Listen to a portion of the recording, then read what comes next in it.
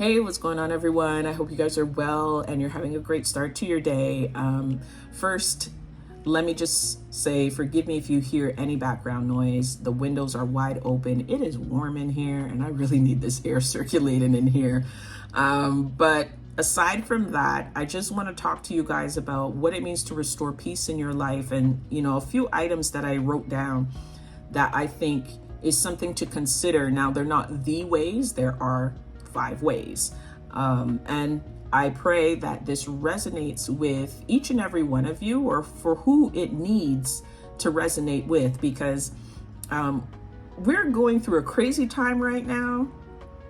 You just watch television or YouTube, it's all over the place. And I just want to encourage people to really find ways to bring back stability into their life, and that all of these other outside things aren't as important as a lot of people are making them out to be, as evident as to what we're seeing right now. So, like I said, I have 5 items. I'm going to go through them very quickly. I don't want to get too detailed on them, because these are items that I could just do separate videos on, but I digress.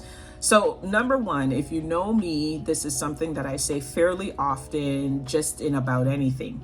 Ask God for it. Okay, so if you want peace in your life, or you want peace restored back into your life, ask God for it. Simple conversation, just like how I'm talking to you right now, is the way you can speak to God. He's not asking you to come in some purple robe and, all the decorations and jewelry and all these crazy things. No, just come to him as you are, humbly, and as the child of God that you are. If you haven't realized you are a child of God, just come to him naturally, just like you would come to your parents and say, hey, I need help. That's it. And you can talk about the ways in which you need help, and talk about all the things that you've gone through. Lay all of your burdens on him. Okay? And he will bless you. He will bless you with restoring peace in your life and showing you ways in which he can help you restore peace in your life. And you have to be an active participant, right? I think a lot of times we get confused when we ask God for things. We're supposed to sit down and not do anything. No, you're an active participant. He can show you the way, and you have to apply the ways in which he shows you, right? Number 2, remain silent and or slow down. This, for me, was the highlight of my year. At the beginning of 2024, I remained silent and I slowed down, because a lot of craziness was happening around me, and I was just like, Corey, how we get here? You're a person who keeps your environment relatively clean, but how did we get here? And so a lot of it started from last year.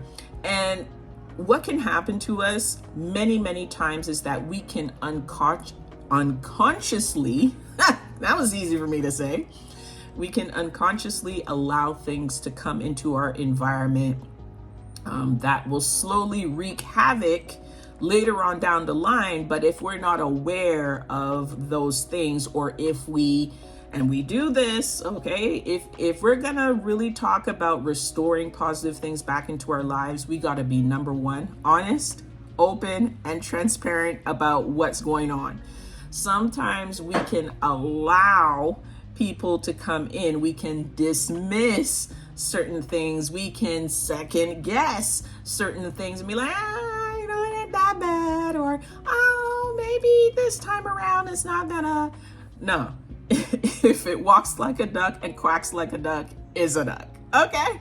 And we gotta be more serious about that when it comes to moving forward and progressing and having wonderful things happen in our lives. So remain silent, slow down, and number 3, evaluate your environment. So all these things kind of weave into each other. So evaluate your environment. Look at the items, people, or things that are bringing instability into your life. What are those things? What are they? And again, be honest and transparent about what those things are.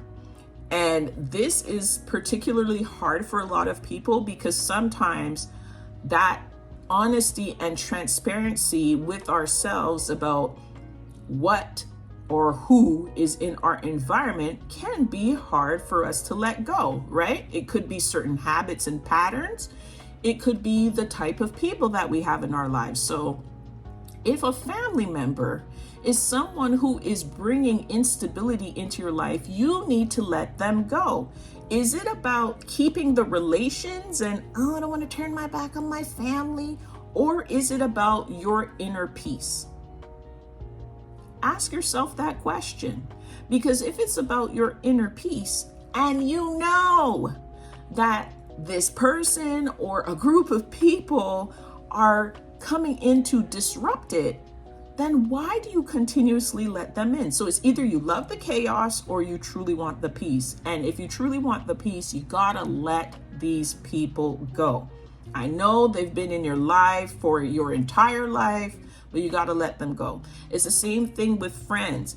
If friends are bringing you down, slowing you down, never have anything positive to say about what it is that you want to do, or even don't have the emotional intelligence and maturity to progress, you got to let them go. I don't care if they've been in your life for over 20 years. If they're not about moving forward, keep them in the back. Get what I'm saying? So evaluate your environment. And it spills into number 4. I just kind of jumped from number 3 to number 4, which is remove what and who no longer serves you. Now, this isn't about being selfish. It's not about being self-centered. We're talking about restoring peace, right? So if we know that these certain things, people, and places do not bring anything peaceful into our environment, then we need to remove them. Bye-bye. They gotta go. End of story. I don't think I need to dive any deeper into that. And then number 5, focus on your purpose, right? We're all here for a reason. We're all here to do something great that's going to contribute to the world at a grander scale. So focus on that, because when we are focusing on our purpose, that's where we find the most peace. Doesn't that make sense? When we focus on the things that bring so many positive elements and positive energy into our life and shines a light, then that's what we need to be focused on, right? Everything else falls to the wayside, or you just kind of do the Heisman and, yeah, I ain't trying to do that today. I ain't trying to do that any day, right? So focus on your purpose, focus on why you are here, and it goes right back to number 1, ask God.